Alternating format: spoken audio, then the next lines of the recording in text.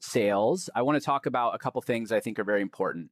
Prerequisites to scale. And the first is product market fit. Product market fit, as I describe it, is your product elegantly solves a problem for a known market, right? So this means you've identified a problem, you have technology that solves that problem, and you have a known market that you're selling your product to. And the thing about product market fit, there's lots of literature online about what is product market fit, how do you know if you have it? And I'm going to touch on that briefly.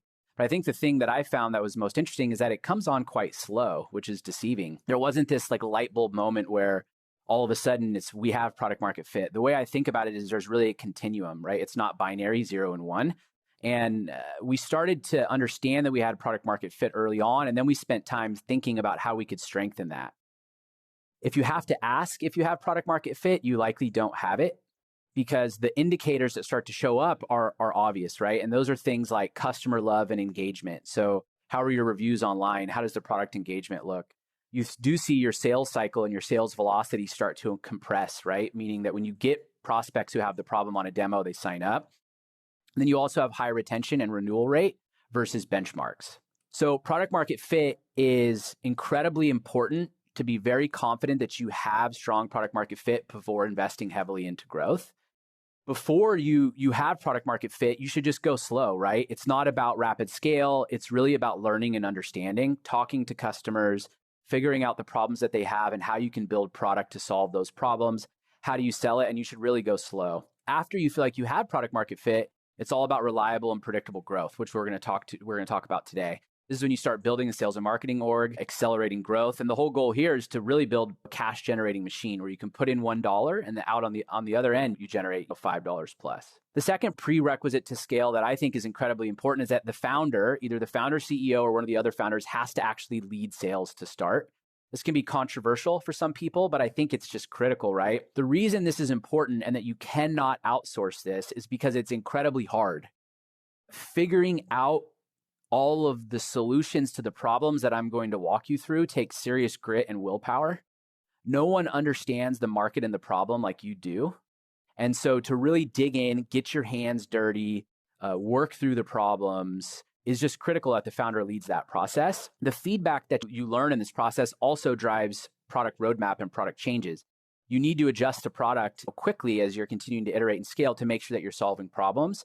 And some of the early indicators and signals that you get back really become the basis for your messaging. This is, something that I think is incredibly important. As we think through how to scale, the founder actually needs to be the first one to figure out a lot of these things that we're going to walk through. We talked a little bit about our story, Grin, our story in early scale, how to think about product market fit, and that the founder really needs to lead the charge. As the founder, well, what are you trying to do before you scale the sales org? There's a handful of things that you really need to figure out before you can test the engine and then hire in the VP who's going to take it over. The first is your ideal customer profile. So what is an ideal customer profile? The idea with an ideal customer profile, ICP is what we call it internally, is that not all customers love your product, and that's okay, but some do. And so you really need to spend time figuring out who are the customers that have this kind of insane love for your product. And not only who are they, but what do they look like? When you think about running an early stage company, you have finite resources, right? You can't invest into every growth tactic. You can't build all types of products. Early stage companies are really about focus. And we've all heard about the Pareto distribution where 80% of the results come from 20% of the market or the opportunity. The idea with the ICP is that is your 20%. These are the people who really love the product, have high usage, high renewal, and you can figure out and define who they are. When you think about actually figuring out the attributes of the ICP, it needs to be data-driven. So these are attributes that you can take and ideally enrich at scale. So things like location, headcount, revenue. And you really need to map this ICP. And then the goal is that you want to try to get the entire addressable market, as much of it as you can for your ICP.